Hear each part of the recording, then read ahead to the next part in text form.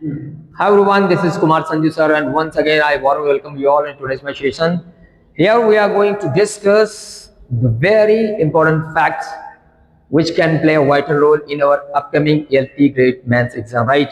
Here we are going to learn that what are those key points where we have a need to focus and how we can crack the LT maths exam, right?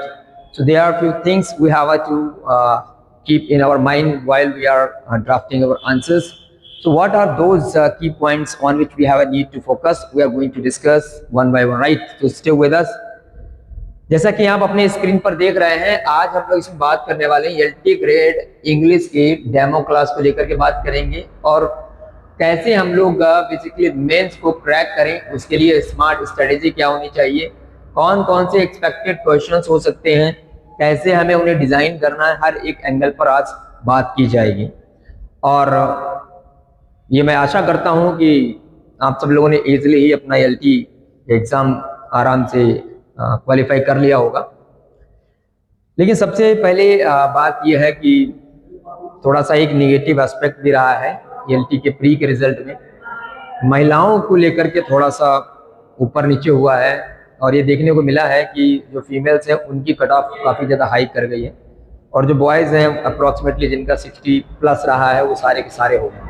लेकिन फिर भी हम जान रहे हैं कि 15 times students को qualify कराना था, जिसमें से लगभग 7-7.5 हज़ार ही बच्चे मिल पाए हैं, 15 में बच्चे नहीं मिल पाए हैं। तो अभी जो आपका असली में फाइट है वो 7,000 बच्चों से, उसमें भी महिलाएं ज़्यादा हैं, मतलब जिनकी पूरी सीट्स हो चुकी हैं।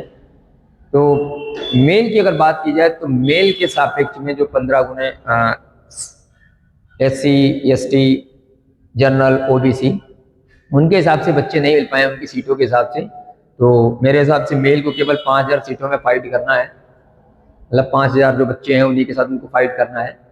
अब दूसरी सबसे इम्पोर्टेंट बात ये है, हमें ध्यान रखनी है कि इसमें भी हमारा मिनिमम इफिशिएंसी मेजर की जाएगी, मतलब वही है कि 40-35%, ये हमें ध्यान रखना है। जब आप उतना मिनिमम क्वालिफाई करेंगे तब जा कर के आप मेरिट लिस्ट में आने लायक होंगे।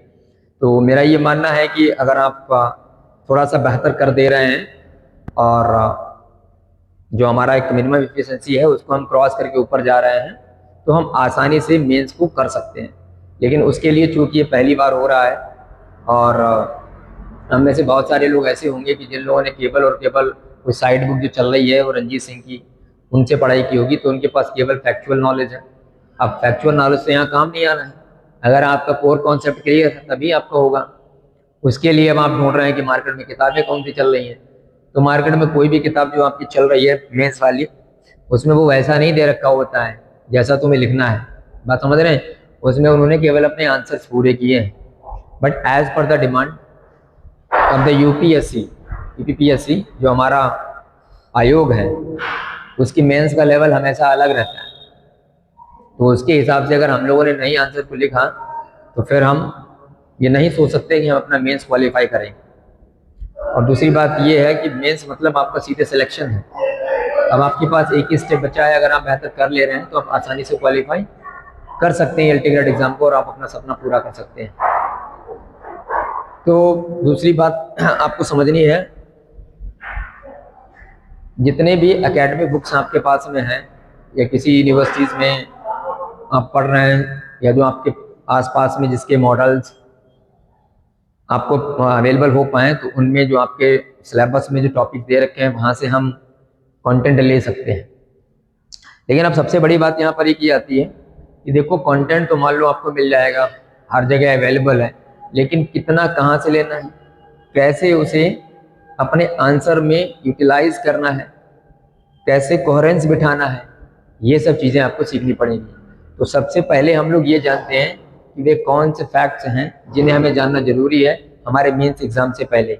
एक एक करके चीज़ों का एनालाइज करते हैं, बने रहिएगा और आपको हम तरीका भी बताएंगे कि कैसे किसी आंसर को लिखा जाता है, ठीक है जी। तो इस वीडियो को आप शुरू से लेकर के लास्ट तक देखेंगे तो ये आपके लिए बहुत ही ज़्यादा बेनिफिशियल होने वाला है।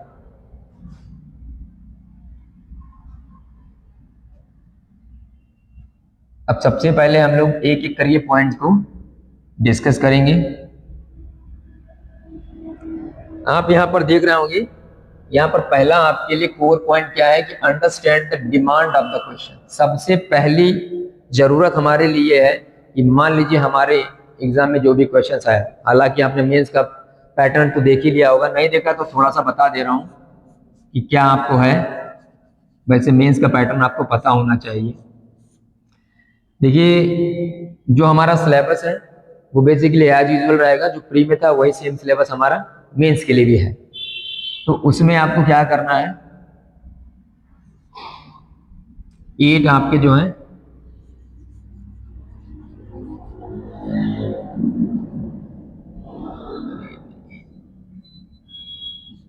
दस क्वेश्चन आपके आएंगे शॉर्ट वाले 8 नंबर के, ठीक है जी।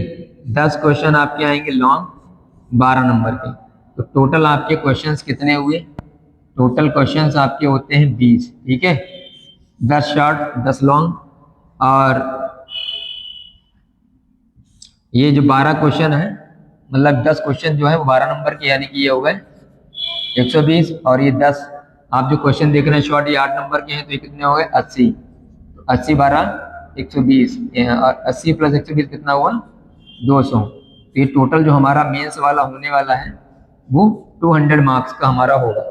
अब यहाँ ध्यान रखना 200 मार्क्स में मेरे हिसाब से जो बंदा 120 प्लस लेके आएगा उसका आराम से एलटी क्वालिफाई हो जाएगा, ये अपने दिमाग में बिठा लूँगा, ठीक है ना। ये आपका एलटी मेंस का है। अब तो सबसे पहला आपका पॉइंट क्या है कि आपको जो डिमांड है क्वेश्चन की वो समझना है। अब डिमांड का मतलब क्या है? मतलब ये है कि क्वेश्चन आपसे पूछ क्या रहा है।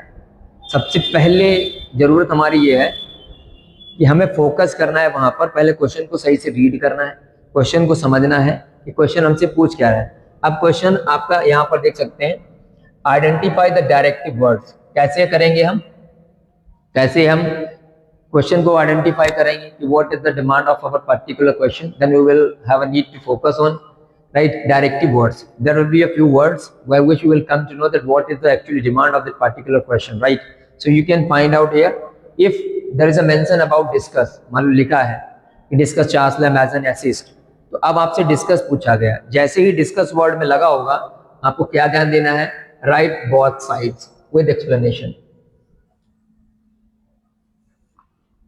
मतलब डिस्कस का मतलब जैसे मैंने बोला ना, चार्ल्स लैम्ब के बारे में आपको मेंशन करना है, या डिस्कस आपको करना है मान लो नेगेटिव कैपेबिलिटी, तो उसके दोनों साइड्स जो हैं, मतलब कुछ वीकनेस और स्ट्रांगनेस दोनों आपकी मेंशन करनी है। ये आप समझ लीजिए, डिस्कस में आपको बहुत साइड्स पर ध्यान देना होता है, ठीक है। अगला है क्रिटिकली एग्जामिन। क्रिटिकली जैसे वर्ड लग जाएगा आपको क्या करना है, ये आर्गुमेंट, काउंटर आर्गुमेंट, राइट, और कंक्लूजन इसमें आपको देना रहेगा। मतलब वही बात है कि प्रोस एंड कॉन्स आपको बताना है, ठीक है जी, और उसमें आपको अपनी आर्गुमेंट पेश करनी है। बात समझ रहे हैं? जैसे हमने कहा कि beauty is truth, truth is beauty, critically analyse कीजिए आप इसको। तो अब आपको साबित करना पड़ेगा कि आखिर ब्यूटी ट्रूथ है और ट्रूथ ही ब्यूटी कैसे है, ये दोनों चीजें आपको बतानी पड़ेंगी और आपको वहां पर आर्गुमेंट्स पेश करने पड़ेंगे, जिससे आपका आंसर जो है वो जस्टिफाइड हो जाती है। क्रिटिकली एंड एग्जामिन का मतलब give argument plus counter argument plus conclusion, तो इसमें आपको लास्ट में कंक्लूजन भी देना रहेगा, ठीक है जी। ये हमें ध्यान रखना है अपना आंसर को ड्राफ्ट करते समय। दूसरी बात ध्यान रखना, जैसे डिस्कस में लिखा है कि आपने मान लो बहुत साइड में एक्सप्लेनेशन आपने कर दिया, दोनों चीजें आपने बता दी, अगर आप वहां पर कंक्लूजन डालना चाहते हैं डाल सकते हैं, इसमें ऐसी कोई दिक्कत वाली बात नहीं, लेकिन क्रिटिकली एग्जामिन में आपको डालना ही डालना है। उसके बाद अगर मान लो आगे आपको लिखा हो कि इवेल्युएट, इवेल्युएट, अब जैसे लिखा हो कि evaluate Charles Lamb as an essayist, या फिर Charles Lamb as a prince of English essayist, अब आपको इवेल्युएट करना है। इवेल्युएट में कहाँ पर हमें कहाँ फोकस करना है कि गिव जजमेंट विद रीजन, कि आप जो भी कह रहे हैं, वो जो भी आप बात कर रहे हैं उसके लिए एक रीजन होना चाहिए। तो मतलब जैसे अब उनको प्रिंस बोला जाता है तो क्यों बोला जाता है, रीजन बताइए आप हमें, ठीक है। अब आपको वो नहीं लिखना है कि चार्ल्स लैम्ब ऐसे हैं, चार्ल्स लैम्ब जो है एक रोमांटिक एसेसिस्ट हैं, उन्होंने अपना करियर पोएट के रूप में स्टार्ट किया, वो इस समय वॉर्न हुए थे, उनके ये कलेक्शन, नो, ये टोटली रॉन्ग है। Because question is asking about you, you have a need to evaluate the prince Charles Lamb as the prince of English essayists. Then you have a need to find out those things by which the title has been bestowed to Mr. Charslam as the prince, right? तो आपको अपना judgement देना है with reason, reason आपको बताना है वहां पर, एलैबोरेट करना हो, एलैबोरेट का मतलब है एक्सप्लेन करिए डिटेल में विद एग्जांपल, एलैबोरेट करना हो, डिस्क्राइब करना हो, तो आपको क्या करना है, जब हम अपना आंसर लिखेंगे तो उसमें हम एक्सप्लेनेशन देंगे डिटेल में, और उसके साथ साथ में हम प्रूव भी करते रहेंगे, ठीक है। तो ये आपकी कुछ मेन फैक्ट्स हैं जिन पर हमें फोकस करने की जरूरत है। पहला पॉइंट हमारा ये हमें ध्यान रखना है कि क्वेश्चन में डिस्कस पूछ रहा है, या क्रिटिकल एग्जामिंग पूछ रहा है, या इवेलुएट करना है, या एलेबोरेट करना है। मान लो आपने ये चीज सीख ली, अब आपने आइडेंटिफाई कर लिया कि एक्चुअली में डिमांड क्या है क्वेश्चन की, इतना आपको पता लग गया। अब एक बात ध्यान रखनी है, अब जैसे ही हम आंसर को लिखना शुरू करेंगे उससे पहले हमारे पास थोड़ा सा रफ कार्य भी हमें कर लेना है। Underline the keywords before starting, मतलब अब जैसे ही हम आंसर लिख रहे हैं उससे पहले हमें क्या कर लेना है, इस पर हम क्या क्या लिख सकते हैं, कहीं पर हम एक की फैक्ट्स को नोट कर लेंगे, ताकि वो हमारे लिए अमृत का काम करेंगे, है ना, स्टिमुलेशन का काम करेंगे। हम उन अपने कीवर्ड्स को देख करके उनको इनहेंस करने का काम शुरू कर देंगे। जैसे ही क्वेश्चन जो क्वेश्चन की डिमांड हो उसी क्वेश्चन के हिसाब से आपको अपने की पॉइंट्स बना लेने हैं। यहाँ पर लिखा हुआ है never write everything you know, right what is asked. तो यहाँ पर दिमाग में बात दिलानी है कि ये सबसे इंपॉर्टेंट पॉइंट है, never write everything you know. अब जो तुम्हें पता है वो लिख दे रहे हैं, ये नहीं। देखो सबसे पहली बात यह है कि अब आप you are going to be a teacher, right, and you are no more a student, so you cannot frame your answer as an academic one which we use to write our uses and pieces, right? That is not going to be entertained at all. Being a teacher, what is your opinion? If you are not able to draft your answer perfectly, then how it can be sure that you are going to deliver the best of your knowledge to your students, and you can make your students right know how to they can draft their answers while they are going to face their exams. So आप teacher हैं तो teacher के हिसाब से आपको करना, जब आपको समझ में नहीं आएगा तो बच्चों को समझ में क्या आएगा। तो ये ध्यान रखना है कि हमें कितना पता है इससे मतलब नहीं है, हमसे क्वेश्चन क्या पूछ रहा है वो हमें वहां पर देना है, ठीक है। मेंस इसीलिए इंपॉर्टेंट है, और मेंस में गाइडेंस होना, मेंटरशिप होना ये बहुत जरूरी है, क्योंकि अभी तो आपने लिखा नहीं, अभी तो हमको केवल चासलम कब पैदा हुए थे, कौन सा कलेक्शन पहले आता है, कौन सा बाद में आता है, कौन सा इनके वर्ग है, कौन सा नहीं है, यही हमें पता था। लेकिन अब ये काम नहीं करने वाला है, ठीक है। हमको वो जितना भी आपका फैक्चुअल नॉलेज था वो हमने आपका प्री में टेस्ट कर लिया। अब हम ये जानना चाहते हैं कि आप कितना एक्सप्रेसिव है, किसी भी बात को हम कितने अच्छे ढंग से कह सकते हैं, वो चीज अब देखने वाली है। तो ये चीज ध्यान रखना, never try to write everything what you know, but what is the demand of the question we have a need to frame there, ठीक, ये ध्यान रखना है। पहला स्टेप समझ में आ गया, क्वेश्चन समझिए, फिर क्वेश्चन समझने के बाद अपनी की नोट्स बना लीजिए कहीं पर, उसके बाद में आप लिखना शुरू कीजिए, और लिखते समय ये ध्यान रखना है कि वो नहीं लिखना जो आपको पता है, वो लिखना है जो क्वेश्चन पूछ रहा है, ठीक। चलिए वेरी गुड, आगे बढ़ते हैं।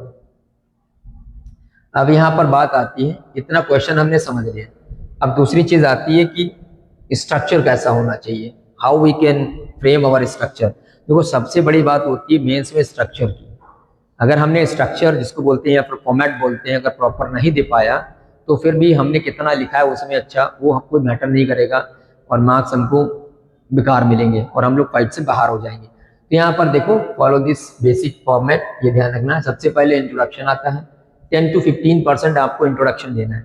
10 to 15% का मतलब as per the demand of the question we have to frame our introduction, and introduction should be compact and concise, right? That should not be exceeded more than, if I talk about in the format of sentences, then should not be exceeded than 5 or 6 sentences, right? ये ध्यान रखना है। तो 10 to 15% out of 100% हमको 10 to 15% तक अपना introduction में देना है। अब 15% का मतलब 5 या 6 सेंटेंस हम मान सकते हैं, मैक्सिमम है ये, इससे ज्यादा नहीं। तो डिफाइन कॉन्सेप्ट मतलब वही ये बैकग्राउंड। अब यहाँ पर दो चीजें समझिए, क्वेश्चन क्या पूछ रहा है, जो क्वेश्चन पूछा है वो आपको डिफाइन करना है। जैसे आपने क्वेश्चन जो भी पूछा उसी से आपको शुरू करना है। तो आपको क्या करना है, पहले ही शॉर्ट में जैसे उसका थीम वगैरह सब अपने उसी में इंट्रो में ही हमने उसको बता दिया। जैसे हमसे पूछा निगेटिव कैपेबिलिटी बेसिकली क्या है, तो हम ये शुरू करेंगे, निगेटिव कैपेबिलिटी बेसिकली हमसे पूछा गया तो हम बताएंगे भैया जी Negative capability is a type of ability, right, which makes a people to live in uncertainties, mysteries and doubt, है ना, without reaching the irritable fact and reason, and it is a core concept given by John Keats. ऐसे करके लिखेंगे। तो हमें सबसे पहले जो क्वेश्चन पूछा, हमने कॉन्सेप्ट को डिवाइड मतलब डिफाइन कर दिया कॉन्सेप्ट को। उसके बाद में अगर आप बताना चाहते हैं तो ओरिजिन आप बताना चाहते हैं बताइए, या फिर उसका बैकग्राउंड देना चाहते हैं तो बैकग्राउंड दे दीजिए। आपने ये कर दिया, ठीक है। जैसे यहाँ पे लिखा हुआ ना इफ लिटरेचर, तो मेंशन थिंकर एंड अथर, तो हमने आपको बता दिया, वो आप कर सकते हैं। यहाँ पर लिखा है keep it precise 3 to 5 line, ठीक। ये मोस्ट इंपॉर्टेंट है, तो आपने पहले इंक्लूड दे दिया आपका 3 to 5 लाइन्स में, मैंने बताया ना। ये ध्यान रखना, ऐसे लिखा जाता है, ठीक। और दूसरी सबसे खास बात ये है कि हम देखो अभी मेंस का बैच चला रहे हैं और करीब 40 बच्चे हमारे साथ ऐड हैं, और अभी हम आपको एक वीडियो देंगे। इसमें 46 बच्चे हमारे बेसिकली एलटी में सिलेक्टेड हुए हैं आउट ऑफ 86, ठीक है जी। और वो हमारे साथ लगातार मेंस लिख रहे हैं। उनकी डेली हम आंसर शीट को एवेलुएट करते हैं, उन्हें डेली मोस्ट एक्सपेक्टेड क्वेश्चंस देते हैं, और उसके बाद में डेली उनको फीडबैक पर्सनली देते हैं, पर्सनली मेंटरशिप, गाइड, ये सब चीज़ें उनको कराई जा रही हैं, और ताकि वो अपने आप को बेहतर तैयार कर सकें अभी से, और अपना बेहतरीन आने वाले एग्ज़ाम में दे सकें। ऐसा नहीं है कि मेंस आपका कोई 1 महीने 2 महीने का काम हो और आप ऐसे आपने शुरू किया और आपने बस जाके वहाँ लिख दिया। जो आदमी अभी नहीं लिख रहा है उसको जीवन में कभी मेंस नहीं निकाल सकता है। लिखना बहुत ज़रूरी है। नॉलेज आपके पास है, दैट्स वेरी गुड, लेकिन नॉलेज को जब तक हम कॉपी पे उतारेंगे नहीं, हमें नहीं पता लगेगा कि हम कितना सही से लिख पा रहे हैं। क्योंकि एकदम हमें अंदर जाते समय आपके पास नॉलेज तो, लेकिन कैसे उसे कहाँ कहाँ पर हमें इंटरव्यूजन करना है, कौन सी चीज़ कहाँ पर आएगी, एक्सप्रेशन है आपका, बेसिकली एक सेंटेंस पैटर्न है, ग्रामेटिकल स्टैंडर्ड है ना, एक्सप्रेशन है, ऑर्गेनाइजेशन ऑफ थॉट है, ये सब चीज़ें हमारे काम करती हैं। तो एकदम हम वहाँ पर नहीं कर पाएंगे। इसीलिए डेली 2-3 क्वेश्चंस को आप लगातार लिखते रहिएगा। लिखने से आपकी पहली बात तो जो टाइम मैनेजमेंट की बात आती है, जैसे ये आपका शॉर्ट क्वेश्चन है, बेसिकली शॉर्ट क्वेश्चन आपका है, 10 क्वेश्चन आपके शॉर्ट आएंगे, 125 वर्ड में आपको ये लिखना है। 10 क्वेश्चन आपके लॉन्ग आएंगे, वो आपको 200 वर्ड में लिखने हैं। तो अब आपको यहाँ पर ध्यान देना है, ये आपका 125 वर्ड का मतलब 5 से 6 मिनट लगाओ। 200 वर्ड प्रॉपर राइटिंग बनाने के साथ में भी आप 12 मिनट से 13 मिनट आप ले सकते हो, ठीक है जी। तो मान लो 12 120, ये 2 घंटे ये हो गए। अब आपके जो है 10 चंगा 60, 10 चंगा 60, तो ये 60 मिनट ये हो गए। तो आपके पास कितने हो गए, 180 मिनट, यानी कि आपके 3 घंटे हो गए। अगर आप बढ़िया बढ़िया सुंदर सा लिखेंगे तब, वैसे तो आप 4 मिनट में पूरा कर सकते हैं, ये 10 मिनट में पूरा हो जाएगा, ठीक है। तो ये प्रॉपर टाइम मैंने तो बना लिया कि 5 से 6 मिनट में हमें शॉर्ट लिखना है, और 10 से 12 मिनट में हमें ये अपना लॉन्ग लिखना है। अब ये जो 200 वर्ड है, अब जरूरी नहीं है कि 200 वर्ड है तो 200 वर्ड ही लिखेंगे। अगर हमारा कॉन्सेप्ट 170 वर्ड से लेकर 180 वर्ड में पूरा हो रहा है तब भी कोई टेंशन वाली बात नहीं है।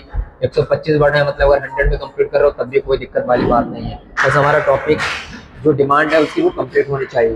तो हम इसमें इतना हमारे पास टाइम पर्याप्त दिया गया है कि अगर हम पहले से ही वेल प्रिपेयर्ड हैं तो हम टाइम मैनेजमेंट भी अच्छे से कर लेंगे और राइटिंग भी हम अच्छी बना लेंगे। 6 मिनट मतलब बहुत होता है आराम से। अगर आप सब कुछ क्लियर है तो आप आराम भी लिखेंगे तो आराम से हो जाएगा पूरा पेपर भी नहीं छूटेगा, है ना। क्योंकि मेंस में प्रेशर भी रहता है एग्जाम का, तो अगर हम नया एकदम जाकर के लिख रहे हैं तो फिर हम टाइम मैनेजमेंट नहीं कर पाएंगे और हमारा पेपर छूट जाएगा। पेपर छूट गया तो आप समझ लो तो आप नंबर तो वैसे ही चले गए, है ना, तो लॉस हो सकता है वहाँ। तो अगर आप ज्वाइन करना चाहते हैं हमें तो 7887265377 पर कॉल कर सकते हैं। आप हमारे बैच से जुड़ सकते हैं। आप पहले अपना डेमो ले लीजिएगा, जब आपको समझ में आए तब आप हमारे सेशन को ज्वाइन कीजिएगा, ठीक है। आगे बढ़ते हैं।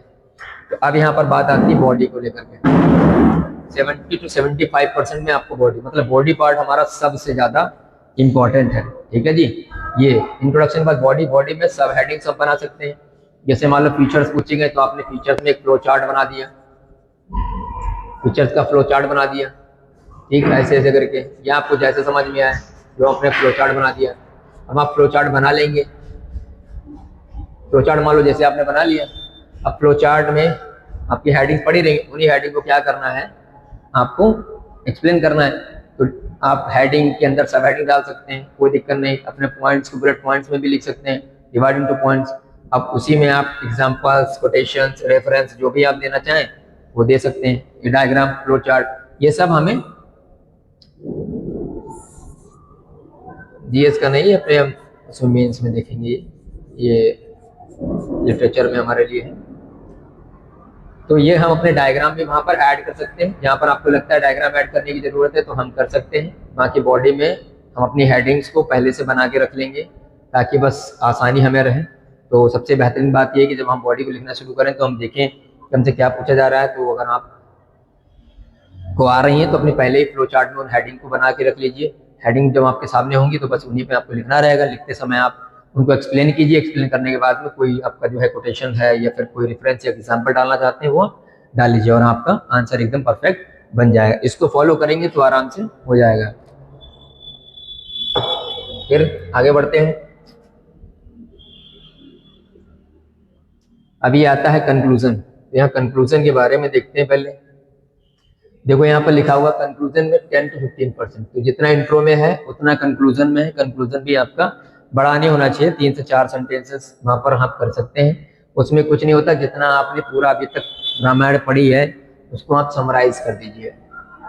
दूसरी बात ध्यान रखना है, जो भी आपने बोला तो आपकी व्यूज जो होने चाहिए बैलेंस्ड होने चाहिए। मतलब इधर उधर डाइवर्ट आपको नहीं होना है। पूरा जो हमारा कोर कॉन्सेप्ट था, टॉपिक जो था, टॉपिक को आपने एक्सप्लेन किया, हमें बताया और उन सबको बताने के बाद में निचोड़ क्या निकला है वो हमें इस कंक्लूजन में दे देना है। 3 से 4 लाइन में बस खत्म। ठीक है, और कुछ नहीं करना है।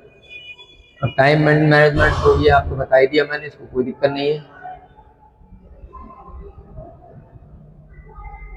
अब ये प्रेजेंटेशन की बात आती है, यहाँ क्या करना है हमें। तो यहाँ देखो ध्यान रख रहे हैं, प्रेजेंटेशन मैटर करती है कि कैसे हम चीज़ों को प्रेजेंट कर रहे हैं। नॉलेज होना अलग चीज़ है, प्रेजेंट करना अलग चीज़ है। ठीक, उसमें आपको क्या करना है मैंने बताया ना, ऑर्गेनाइजेशन ऑफ थॉट, एक्सप्रेशन, ठीक है, सेंटेंस पैटर्न, ग्रामर, वो सब काम आती है। स्पेलिंग एरर नहीं होनी चाहिए, थोड़ी बहुत तो माफ होती है लेकिन ज़्यादा स्पेलिंग एरर ना हो। ठीक है, अब ऐसा नहीं कि जो आपको कंटेंट में लिखना था वो आपने इंट्रो में लिख दिया, जो इंट्रो में लिखना था वो कंटेंट में लिख दिया, आपने ऑर्डर जो है कोहेरेंस वो आपने गड़बड़ कर दिया, तो फिर इसको भी इनफेक्टिव माना जाएगा और आपका एवैल्यूएशन बेहतरीन नहीं होगा। ये नहीं ध्यान, मतलब ये नहीं हमें करना है, इसको हमें अवॉइड करना है। स्टेप बाय स्टेप हम फॉलो करेंगे। ठीक है, और as per the demand of question के हिसाब से हम आगे बढ़ते रहेंगे। अब इसमें क्या सबसे पहले क्या करना है, राइट नीटली। अब ऐसा नहीं कि आपने मतलब आधा वर्ड यहाँ लिख दिया, जैसे मानो मैंने बोला, जैसे हमने मान लो क्लासी, अब यहाँ पर क्लासी लिखा, इसे कर दिया, फिर यहाँ लिख रहे हैं कल, तो ये वाला गलत माना जाता है, ये कभी नहीं। एक लाइन लिख रहे हो, जैसे यहाँ पर देख रहे हो, जैसे ही आपका थॉट बदल जाए, आपका इंट्रो पूरा हो जाए, अब ये जरूरी भी नहीं कि आप उसमें इंट्रोडक्शन हेडिंग डाल रहे हो, समझ में आई। अब आप एक स्टैंडर्ड लेवल में हो तो जरूरी है इंट्रोडक्शन डालो, पहला पार्ट माना जाता है कि इंट्रोडक्शन है। जब आपका इंट्रोडक्शन हो गया, पैराग्राफ चेंज, एक लाइन का स्पीच, फिर आपने कंटेंट बनाना शुरू कर दिया। कंटेंट में आपने अपनी सारी हेडिंग्स, एग्जांपल्स, कोटेशन उसमें हम एक्सप्लेन कर दिए, पूरा कंटेंट फिनिश, फिर आपने एक लाइन छोड़ी, फिर आपका कंक्लूजन मान लिया जाएगा। तो ये अंडरस्टूड होता है। अब ऐसा नहीं बच्चों तरीके से कंक्लूजन डाले पड़े हो, इंट्रोडक्शन डाले पड़ो, ये नहीं होना चाहिए। ठीक है, इसको अवॉइड करेंगे। एक लाइन प्रॉपर, जैसे आप देख रहे हैं कि स्ट्रक्चर है, यहाँ पर प्रॉपर गैप, एक लाइन यहाँ प्रॉपर गैप, यहाँ प्रॉपर गैप, ऐसे ही हमें सुंदर सा लिखना है। ठीक है, प्रॉपर गैप के साथ। तो पहले तो राइटिंग नीटली, सारे वर्ड स्पष्ट समझ में आने चाहिए कि आपने क्या लिखे हैं, साफ सुथरा लिखो। मेंटेन मार्जिन, ये सबसे इंपॉर्टेंट चीज है, मार्जिन मेंटेन करना है। यूज अंडरलाइन फॉर कीवर्ड्स, अगर आपका कोई इंपॉर्टेंट कीवर्ड्स है, कोई आप बढ़िया कोटेशन डाल रहे हो तो कोटेशन के लिए क्या करना है, जैसे आपने यहाँ पर ये लिखा हुआ है, मान लो आप ये लाइन है, आप कोटेशन डाल लो, तो ऐसे इन्वर्टेड कामा लगाओ और ऐसे यहाँ पर लिखो, तो इसके बीच में आपको लिखना है एक लाइन छोड़ के, ताकि अलग से लगे। अगर बीच में कोई आपने ऐसा इंपॉर्टेंट वर्ड लिखा है तो इसको हम ऐसे अंडरलाइन कर लेंगे 2 बार में। ठीक, ये ध्यान रखना है। दूसरी सबसे महत्वपूर्ण बात ये है कि पेन चेंज नहीं करना है, बार बार। यहाँ बच्चों जैसे काले पेन से हेडिंग डाल रहे हो, वो नहीं करना, एक ही पेन यूज कीजिए और उसी से आप अंडरलाइन करके रखिएगा, वो समझा जाएगा और वहीं पर एक्सपर्ट फटाक से अपनी नजर डालेगा। तो ये ध्यान रखना है। Use underline of a keyword, avoid cutting, तो ये सबसे हम लोग करते हैं, चिमिर चिमिर चिमिर, व्हाइटनर लगाने बहुत शौकीन, तो व्हाइटनर नहीं लगाना है, ये दिमाग में रखो। कटिंग नहीं करनी है और ओवर राइटिंग नहीं करनी है, it is a bad impact. ये बच्चों जैसी हरकतें मत करना। You are going to be a teacher right, and you are no more a students. तो अब अगर आप स्टूडेंट नहीं है then your mistakes are not going to be excused right, ये ध्यान रखना है हमें। फिर ये रिमेंबर, देखो एग्जामिनर चेक 200 कॉपीज, ठीक है, and make their job easy. मतलब ये आपको ध्यान रखना है, 200 कॉपी लिखेगा, स्पष्ट क्लियर होना चाहिए। ऐसा नहीं आपका मतलब देखिए कैसे करिए, हटाओ यार ये क्या लिखा है, फिर ये समझ में नहीं आओ यार इसको। तो अब ये 12 नंबर का है, आपने इसका सुंदर लिखा, आपको पकड़ा दिया 2 नंबर, आपको पकड़ा दिया 3 नंबर। तो अगर इससे बाहर, अगर 2-3 नंबर आपको मिल रहे हैं तो आप बाहर हो गए। 12 में से एवरेज जो बंदा 5 नंबर लेकर के आ रहा है, समझ लेना उसके सिलेक्शन के प्रबल चांसेस रहेंगे 12 में से। और ये 8 का है, 8 में से अगर बंदा कोई 4 ला रहा है, 3 भी ला रहा है, तो ये आ जाएगा लिस्ट में, ठीक, ये हमें ध्यान रखना है।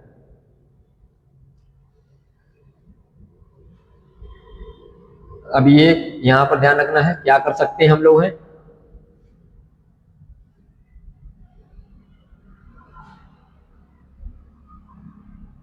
मतलब 2 आंसर आपको डेली लिखने हैं और प्रैक्टिस आंसर की आपको डेली करनी है, ये हमें ध्यान रखना है, ठीक, ये ध्यान रखना है, अपना स्ट्रक्चर सही कीजिए। अब जैसे आपको एक एग्जांपल बताते हैं, ये तो मैंने आपको पूरा समझा दिया। अब जैसे मान लो क्वेश्चन आया कि why lamb is called the Prince of English essayist, ये क्वेश्चन हमसे पूछा गया, ठीक है।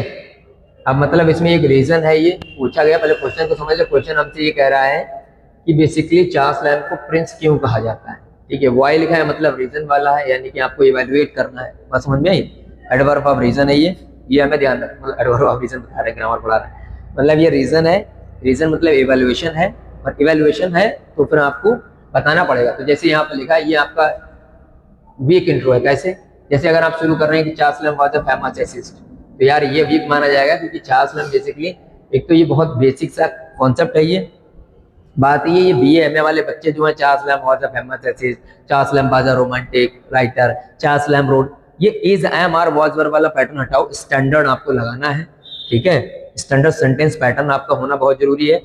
और सबसे खास बात है कि जो क्वेश्चन पूछा गया उसकी डिमांड के साथ, यहाँ पर प्रिंस क्यों बोला जा रहा है वो हम साबित करेंगे। तो इसका स्ट्रॉन्ग इंट्रो कैसे होगा, जैसे यहाँ पर Charles lamb one of the most celebrated romantic prose writers is often called the prince of English essayist, ठीक है। अब यहाँ बता दिया प्रिंस का क्यों, for his intimate, personal and a humorous style that transformed the family essays into a refined literary art। ये थोड़ा देखो कितना स्टैंडर्ड है। अब इसमें यहाँ भी कह सकते हैं Charles lamb is rightly called one of the Charles Lamb is one of the most celebrated romantic prose writer and is rightly called or rightly bestowed with the title of Prince of English Essayist। तो इसको हम अपने तरीके से modify कर सकते हैं, ठीक है। और आप यहाँ पर एसेसिस्ट बता रहे हो, आपको क्वालिटीज बतानी है, यहीं पहले हमने बता दिया कि ये कारण है, इनके कारण प्रिंस इनको बोला जाता है। अब आपने जैसे यहाँ पर बता दिया कि बेसिकली क्या है, ये अपनी इंटीमेट पर्सनल, मतलब कुल मिलाकर के इंटीमेट पर्सनल का, इनके जितने भी एसेस हैं वो ऑटोबायोग्राफिकल टाइप में है, तो इनका जो है खुद का रिफ्लेक्शन उसमें दिखता है, तो ये पर्सनल है। बाकी इनके जितने भी हैं वो एसेस बेसिकली बहुत ज्यादा ह्यूमरस स्टाइल में है। आप जान ही रहेंगे he is highly known for blending of humour and pathos, तो आप ह्यूमर पैथोस ये पहली हेडिंग हो जाएगी। Transform the family races into a refined literary art, family races को इन्होंने एक रिफाइंड लिटरेरी आर्ट में कन्वर्ट कर दिया है। तो हम जानते हैं family races and unfamily races. तो अब आपको ये पता लग गया, कितना आपने पूरा बढ़िया से 3-4 लाइन में आपने हमें बता दिया, ये टू द पॉइंट हो गया हमारा, और हम समझ गए कि हाँ बंदे ने जो क्वेश्चन पूछा गया है उसी के हिसाब से शुरू किया है। यहाँ प्रिंस पूछा गया तो रीजन था वाई, तो वाई था इसीलिए मैंने बता दिया कि इंटीमेट पर्सनल्स के लिए, ह्यूमरस स्टाइल के लिए, और फैमिली रेसिस को बेसिकली बहुत अच्छी तरीके से इन्होंने चेंज कर दिया है। तो ये हो गया हमारा एकदम टू द पॉइंट। अब हमें क्या करना है, अब हमें कंटेंट पे पहुंचना है। तो कंटेंट में क्या करना है, आपको फ्यू एलिमेंट्स लिख लेने हैं, right, why which he has been bestowed with the title of prince. तो आप लिख दो Charles Lamb as a prince of English essayist. फिर आपने क्या लिखा कि भाई पर्सनल इंटीमेसी लिख दिया, फिर आपने हेडिंग डाल दी भाई ह्यूमर एंड पैथोस आपने वहां पर डाल दिया, ठीक है। एल्यूसिवनेस, एल्यूजन्स के लिए जाने जाते हैं, एनेक्डोट्स इनके एसेज में मिलते हैं, तो वो सब सारी चीजें आपने यहाँ पर बता देनी है, और हमारा आंसर एकदम परफेक्ट हो जाएगा और हमें बहुत बेहतरीन मार्क्स मिलेंगे, ठीक। ये चीज हमें ध्यान, यही होता है असली खेल लिखने का। हमें जो डिमांड की गई क्वेश्चन उससे भटकना नहीं है। अब यहाँ पर क्या करना है, देखो कॉन्टेक्स्ट गिवन है उसके हिसाब से लिखना, डायरेक्ट आंसर हिंटेड, तुरंत जो क्वेश्चन पूछा गया है उसी क्वेश्चन को लेते हुए हमें आंसर को मतलब अपना डिजाइन करना, ड्राफ्ट करना है और उसी में हिंट दे देना है। और जब इतना करेंगे तो एग्जामिनर इम्प्रेस्ड हो जाएगा और जान लो आप examiner solved, you are passed. ये वाला फॉर्मूला रखो, अगर आपके राइटिंग स्किल से एग्जामिनर बेसिकली शॉक हो गया तो आप पास हो गए। अब यहाँ पर ध्यान देंगे, लिखा है यूज लिटरेरी पीरियड रेफरेंस। चलो इसमें आपको ध्यान देना है, देखो सबसे ज्यादा जो इंपॉर्टेंट है बेसिकली एलिजाबेथन एज पर क्वेश्चन बनाया जा सकता है, रोमांटिक एज पर, मॉडर्न एज पर, उसमें विलियम वर्ड्सवर्थ बेसिकली इसमें है, और आपका एलिजी, ट्रेजेडी, कॉमेडी, बैलेड, इन सब पर क्वेश्चंस बन सकते हैं। प्री रेफलाइट यहाँ पर से आपके क्वेश्चंस आ सकते हैं। और चार्ल्स लैंग पर तो बनता है, जॉन कीट्स पर बनते ही, निगेटिव कैपेबिलिटी है, फिर John Keats as a Hellenistic poet, as a medieval poet, right, और बाकी रोमांटिक एज तो है ही, right, as a sensuous poet. तो ये कोई भी क्वेश्चन बन सकते हैं, लेकिन इन सब के लिए एक मास्टर स्ट्रोक होना चाहिए हमारे पास कि अगर मान लो थोड़ा सा डाइवर्टेड आ गया तो फिर हम कैसे रिलेट करेंगे। तो इन सब चीज़ों को अगर आपको जानना है, सीखना है, तो आप हमारे साथ जुड़ सकते हैं हमारे लाइव बैच में। एलटी का मेंस बैच हम रन कर रहे हैं, तो अगर आपको कोई भी इन्फॉर्मेशन चाहिए तो 7887265377 पर कॉल कर सकते हैं। तो ये थे बेसिक कॉन्सेप्ट जो हमने आपको बताया, इन पर हम फोकस करेंगे। इन चीज़ों को ध्यान में रखते हुए अगर हम अपने आंसर को डिजाइन करेंगे तो we can make our answer effectiveful. ठीक है, तो ये सब चीज़ें हमने लिखी हुई हैं, यहाँ पर और भी हैं जहाँ से आप देखो ये टॉपिक्स आपके दे रखे हैं जहाँ से क्वेश्चन बनने की संभावना ज़्यादा है। ठीक है जी, तो चलिए जी मिलते हैं नेक्स्ट सेशन में, तब तक के लिए जय हिंद, जय भारत।